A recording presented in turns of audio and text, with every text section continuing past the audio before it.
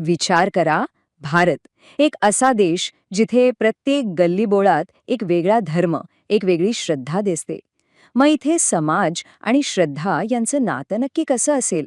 आज आपण याच गुंतागुंतीच्या प्रश्नाचा शोध घेणार आहोत. आणि हाच तो प्रश्न आहे जो आपल्याला थेट भारताच्या सामाजिक जडणघडणीच्या केंद्रस्थानी घेऊन जातो. चला तर मग या प्रश्नाच्या उत्तराच्या शोधात थोडं खोलवर जाऊया आणि पाहूया की या विविधतेमागे नक्की कोणती तत्वज्ञानं दडलेली आहेत. कोणताही समाज घ्या किंवा कोणताही धर्म, त्याच्या मुळाशी ना एक खूप मोठा प्रश्न असतो. अंतिम सत्य एकच आहे की त्या सत्यापर्यंत पोहोचण्याचे अनेक मार्ग असू शकतात. या एकाच प्रश्नावर दोन पूर्णपणे वेगळी जगं उभी राहतात. तर इथे ना दोन वेगवेगळ्या विचारसरणी समोरासमोर येतात. एक आहे एकतत्ववाद. ही विचारसरणी मानते की अंतिम सत्य फक्त एकच आहे. उदाहरणार्थ, अद्वैत वेदांतानुसार सर्व काही ब्रह्म आहे. याच्या अगदी विरुद्ध आहे अनेकतावाद. हा मानतो की सत्याकडे जाण्याचे अनेक मार्ग असू शकतात आणि ते सगळे मार्ग तितकेच महत्वाचे आहेत. हा दृष्टिकोन विविधतेला एक उत्सव मानतो. बरं, हे सगळं झालं थिअरीबद्दल. पण प्रत्यक्षात काय? जेव्हा हे विचार जमिनीवर येतात तेव्हा भारतासारख्या देशात काय घडतं? चला तेच पाहूया. विचार करा, भारत फक्त एक देश नाहीये, तर तो एकाच वेळी 4 मोठ्या धर्मांची जन्मभूमी आहे. हिंदू, बौद्ध, जैन आणि शीख धर्म. आणि एवढंच नाही, तर इस्लाम आणि ख्रिस्ती धर्मासारखे अनेक धर्म इथे शतकानुशतके एकत्र नांदले आहेत, वाढले आहेत. ही विविधता फक्त नकाशावर नाही, ती भारताच्या रक्तात भिनलेली आहे. भारतातली धार्मिकता म्हणजे फक्त एकमेकांना सहन करणं नाही. इथे खूप इंटरेस्टिंग गोष्ट घडते, ज्याला म्हणतात स्थानिक समन्वयवाद. म्हणजे काय? तर जिथे श्रद्धांच्या सीमा पुसट होऊन जातात. याचं सगळ्यात चांगलं उदाहरण म्हणजे सुफी दर्गे. तिथे आपल्याला मुस्लिम फकीराच्या कबरेवर हिंदू भाविकही तितक्याच श्रद्धेने चादर चढवताना दिसतील. हे दाखवतं की इथला धर्म पुस्तकी नियमांपेक्षा खूप जास्त मानवी आणि लवचिक आहे. आता ह्या सगळ्या मोठ्या मोठ्या गोष्टी आपण एका छोट्या पण तितक्याच महत्वाच्या समुदायाच्या गोष्टीतून समजून घेऊया. म्हणजे कसं की या सगळ्याला एक मानवी चेहरा मिळेल. झारखंड, ओडिशा, छत्तीसगड या राज्यांच्या घनदाट जंगलांमध्ये एक असा समुदाय राहतो ज्यांची ओळखच निसर्गाशी जोडलेली आहे.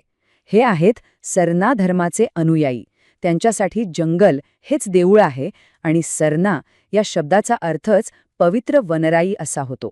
त्यांचं संपूर्ण तत्वज्ञान, त्यांचं जगणंच म्हणा ना, ते या फक्त 3 शब्दांमध्ये सामावलेलं आहे: जल, जंगल, जमीन. ही त्यांच्यासाठी फक्त एक घोषणा नाहीये, तर हेच त्यांचं अस्तित्व आहे. पण इथेच एक मोठी प्रशासकीय अडचण समोर येते. आपल्या भारतीय जनगणनेत फक्त 6 धर्मांना अधिकृत ओळख आणि स्वतःचा कोड दिलेला आहे. हे 6 धर्म म्हणजे हिंदू, मुस्लिम, ख्रिश्चन, शीख, बौद्ध आणि जैन. आणि सरना धर्म त्यातला नाही. इथेच सरना समुदायाचा खरा संघर्ष सुरू होतो.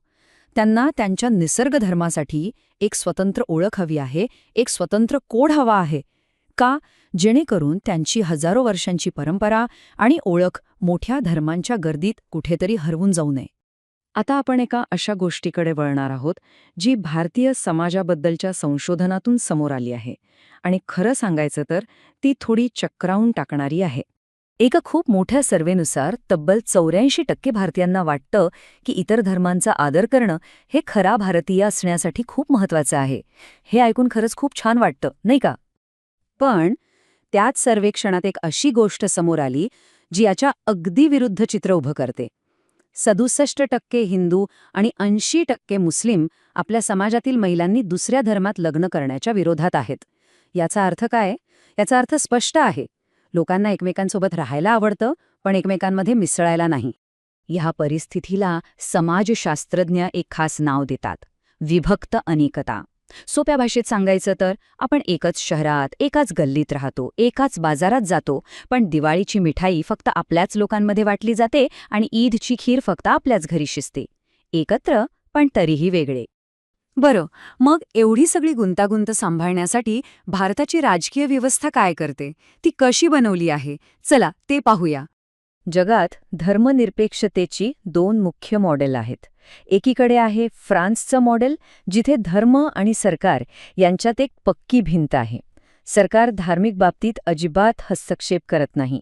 पण दुसरीकडे आहे भारताचं मॉडेल, जे आपल्या परिस्थितीनुसार बनवलं गेलं आहे. इथे राज्य कोणत्याही एका धर्माचं नाही, पण ते सर्व धर्मांपासून समान अंतरावर राहून सामाजिक सुधारणांसाठी हस्तक्षेप करू शकतं. प्रसिद्ध घटनातज्ञ ग्रॅनविल ऑस्टिन यांनी याचं इतकं सुंदर वर्णन केलं आहे की भारतीय धर्मनिरपेक्षता म्हणजे धर्मविरोधी असणं नाही, तर सगळ्या धर्मांप्रती समान आदर आणि समान अंतर राखणं ही एक खूप सकारात्मक आणि सक्रिय संकल्पना आहे. तर आज आपण पाहिलं की भारत म्हणजे सहिष्णुता आणि सामाजिक अंतर यामधला एक नाजूक, एक विलक्षण समतोल आहे. पण आजचं जग बघा, सगळीकडे ध्रुवीकरण वाढते. अशा परिस्थितीत भारताचा हा अनोखा समतोल तो भविष्यात टिकून राहील का, हा प्रश्न खरं तर आपल्या सगळ्यांसाठी आहे.